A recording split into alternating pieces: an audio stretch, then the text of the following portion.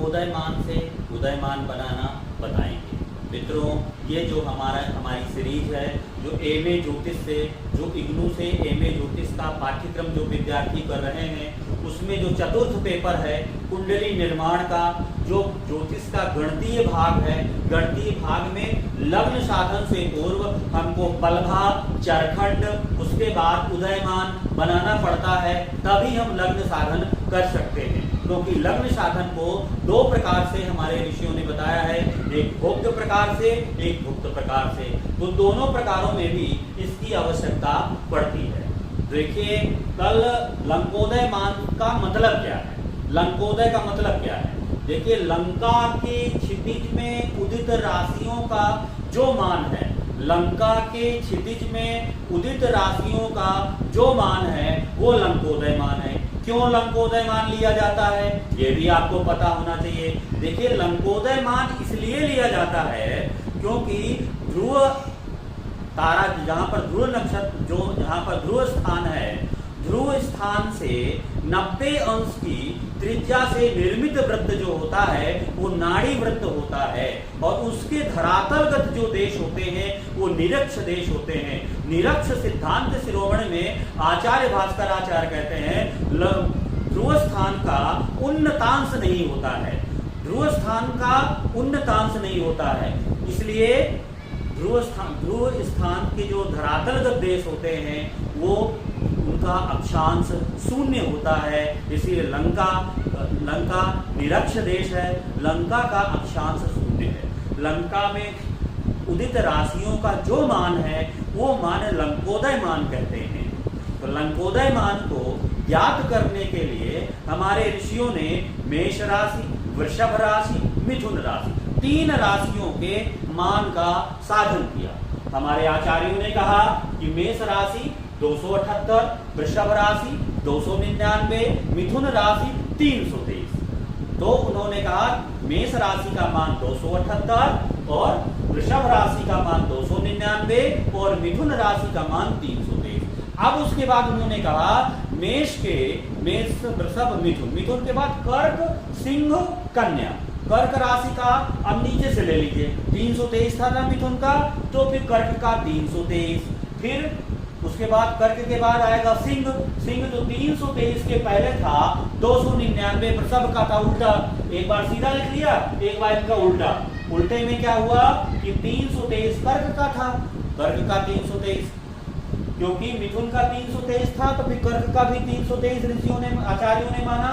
कर्क के बाद जो आया सिंह का 299 और उसके बाद आया कन्या, और कन्या का आया 200। इस क्रम में उन्होंने दिया। केवल 3 राशियों का मान आपको याद रखना है, 278, 299, 323, मेष राशि, वृषभ राशि, मिथुन राशि। उसके बाद मिथुन के बाद कर्क आएगा तो 323, कर्क के बाद सिंह आएगा तो 323 के से अगला ऊपर वाला क्या होगा, ऊपर वाले ग्रह की राशि का मान है 299, फिर उसके ऊपर वाला मेष का गिन लीजिए, 3 2 1 कर लीजिए, तो मेष का आ जाएगा 278। तो यही हमने लिखा, मेष राशि 278, 299, 323, कर्क राशि में 323, देखिए नीचे से लिया हमने, उसके बाद सिंह में हमने 299 लिया और कन्या में हमने 278 लिया। अब हमको कन्या के बाद फिर एक तरीका इसको बनाने में ध्यान रखना है कि हमको कन्या के आगे लिख दीजिए तुला। अब तुला से ऊपर की तरफ चलिए, तुला, देखिए नीचे तुला के ऊपर वृश्चिक, धनु, मकर, कुंभ, मीन, नीचे से तुला, वृश्चिक, धनु, मकर, कुंभ, मीन, मेष तक आ जाइए। जहां आपने मेष लिखा था उसके थोड़ा सा आगे लाइन छोड़ करके तुला, वृश्चिक, धनु, मकर, कुंभ, मीन, कन्या के आगे तुला, सिंह के आगे वृश्चिक, कर्क के आगे धनु, मिथुन के आगे मकर, वृषभ के आगे कुंभ, मेष के आगे मीन। अर्थात अगर इसको याद करने का क्रम रखेंगे तो कन्या तक लिख लिया और तुला से सब कन्या के आगे तुला लिखा, फिर ऊपर की तरफ हमने उस ऊपर की तरफ लिखना राशियां वही तुला, वृश्चिक, धनु, मकर, कुंभ, मीन लिख दिया। तो मेष का जो मान होगा वही मीन का होगा, वृषभ का जो मान होगा वो वही कुंभ का होगा, मिथुन का होगा वही मकर का होगा। तो ये आपका लंकोदय मान होता है। जो हमने बताया लंकोदय मान को, ये समझ लीजिए सिद्धांत शिरोमणि में ब्रह्मांडों ने सिद्धांत शिरोमणि में आचार्य ने गोल नामक एक अध्याय दिया है, गोल ज्ञान। तो गोल ज्ञान में उन्होंने ये बताया है कि निरक्ष देश कहाँ पर स्थित है। जब अगली बार मैं अगला सेशन जब मैं गोल के बारे में बताऊंगा तब आप लोगों को और भी स्पष्ट हो जाएगा। निरक्ष देश का मतलब होता है जिस देश का अक्षांश शून्य होता है वो निरक्ष देश होता है। लंका का अक्षांश शून्य है, इसीलिए लंका निरक्ष देश है। निरक्ष देश कहाँ होता है? ध्रुव स्थान का जो धरातल ध्रुव स्थान से 90 अंश की त्रिज्या से में निर्मित वृत्त नाड़ी वृत्त होता है। ध्रुव स्थान के धरातल जो देश होता है वो निरक्ष देश कहलाता है, क्योंकि ध्रुव स्थान का उन्नतांश नहीं होता है। इस वजह से ये माना गया कि ध्रुव स्थान के धरातलगत जो देश है वो निरक्ष देश कहलाते हैं। लंका के क्षितिज में उदित राशियों का मान लंकोदय मान होता है। ये आपने क्लियर समझ में आ गया होगा। अब अगला उदयमान करते हैं। कल हमने आपको पलभा का साधन करना सिखाया था कल के वीडियो में, उसको एक बार देखिएगा, उसके आगे का भाग है ये। तो पलभा साधन के बाद उदयमान का साधन। तो पलभा के बाद हमने चरखंड बनाए थे। हमने लिखा कि सबसे पहले पलभा बनाई और पलभा के बाद क्या किया हमने? पलभा के बाद हमने जब हमने पलभा बना ली, पलभा के बाद हमने चरखंड बनाए। तो पलभा को 3 जगह लिख दिया और एक में पलभा गुणे 10, एक में 10 का गुणा, दूसरे में 8 का गुणा, तीसरे में 10/3 कर दीजिए या 3 का गुणा कर दिए। फिर क्या है उसमें सब में 60 का जो सबका मान आता जाएगा उसमें सबका में 60 का भाग देते जाएंगे। जब सबका भाग 60 का भाग देते जाएंगे तो फिर आपका निकल आएगा क्या? उदयमान निकल आएगा। नहीं, सबका भाग देंगे तो आपका चरखंड निकल आएगा। उदयमान का मतलब उन्होंने कहा लंकोदय मान में। अब चरखंड के बाद उदयमान पर आते हैं। उदयमान के अंतर्गत हमको देखना है, उदयमान को इस तरह समझिए कि उदयमान के अंतर्गत मेष आदि लंकोदय मान से जो प्राप्त मेष, वृषभ, मिथुन 3 राशियां हैं। उन्होंने 2 क्रम बनाया, मेष आदि 3 राशियां, कर्क आदि 3 राशियां।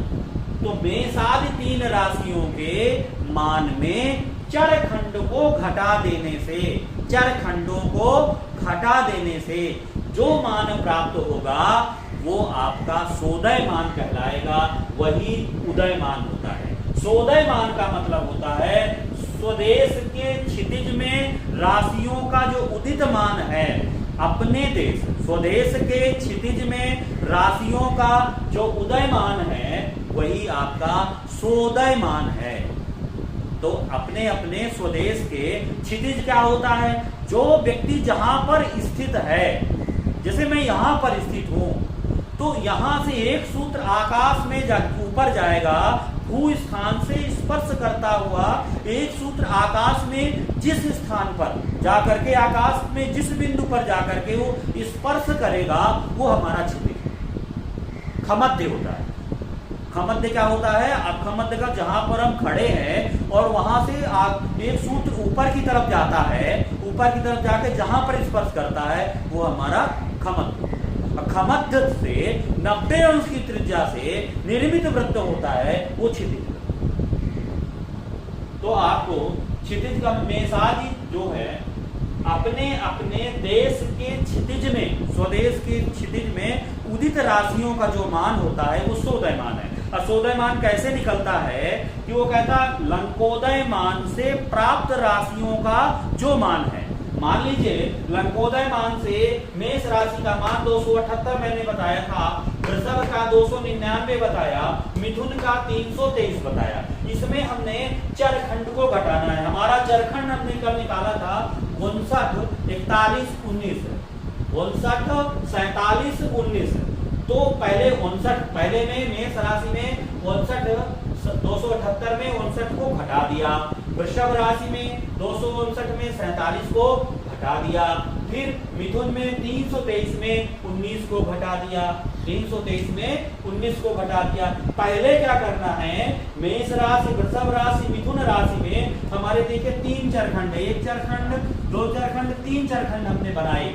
तो 3 चरखंडों में एक चरखंड पहला ये है, तो पहला मेष से घटेगा, दूसरा वृषभ से घटेगा, तीसरा मिथुन से घटेगा। चरखंड कैसे निकलेगा, जो हमने पलभा में चरखंड कैसे निकलेगा, जो हमने बताया था, जो पलभा से जो साधन करना बताया था, पलभा में 3 का गुणा 3 बार लिख दे, एक में 10, एक में 8, एक में 10/3 का गुणा 60 का भाग देंगे, जो आएगा वो पलभा है, वो चरखंड हो गए। तो वही चरखंड ये हमने यहाँ पर साधन किया था। तो मेष राशि में पहले 3 मेष वृषभ मिथुन में जो प्राप्त है 3 राशियों का जो मान होगा, तो चरखंड हमेशा 3 खंडों में आएगा, 1 2 3। तो मेष 59 47 19, तो 278 में 59 घटा दिया, वृषभ में 47 घटा दिए, मिथुन में 19 घटा दिया। 278 में 59 घटाए 219 आया, वृषभ में 299 में 47 घटाया 252 आया, और 323 में 19 घटाया 304 आया। अब कर्क में, अब वो कहता है मिथुन के बाद कर्क सिंह कन्या ही 3 राशियां हैं, इन 3 राशियों का जो मान होगा उसमें क्या करूं, 3 राशियों को जोड़ देना है, एक बार घटा देना है, एक बार जोड़ देना है, फिर 3 का क्रम आएगा, मेष वृष मिथुन कर्क सिंह कन्या तुला वृश्चिक धनु, फिर आएगा इसी तरह एक बार घटाना है, एक बार जोड़ना है, एक बार घटा देना है, एक बार जोड़ देना है। तो इस तरह आपको निकल आएगा आपका मान। मेष वृषभ मिथुन कर्क सिंह कन्या, तो कर्क में 323 था, हमने निकाला था लंकोदय मान, 59 जोड़ दिया 382 आया। सिंह का लंकोदय मान 299 में 47 जोड़ दिया 346 आया। कन्या का 278 में 19 जोड़ दिया 297 आया। इसी तरह सभी राशियों का निकाल आता है, सभी राशियों को जैसे हमने लिखा हुआ है इसी तरह आप प्लस माइनस करेंगे तो आपको सभी राशियों का निकल आएगा। अब आपने लंकोदय मान समझा, उदयमान। लंकोदय मान से जो प्राप्त मान है, जैसे 278 में 59 घटाया तो ये 219 आया, इसको क्या कहेंगे, सोदयमान। सोदयमान का मतलब क्या होता है, अपने देश के क्षितिज में उदित राशियों का मान। मतलब अगर मान लें हमने सीवान लिया था, या सीवान के स्वदेश में सीवान के क्षितिज पर जो राशि का मान था वो 219 है, ये आपको समझ में आ जाना चाहिए।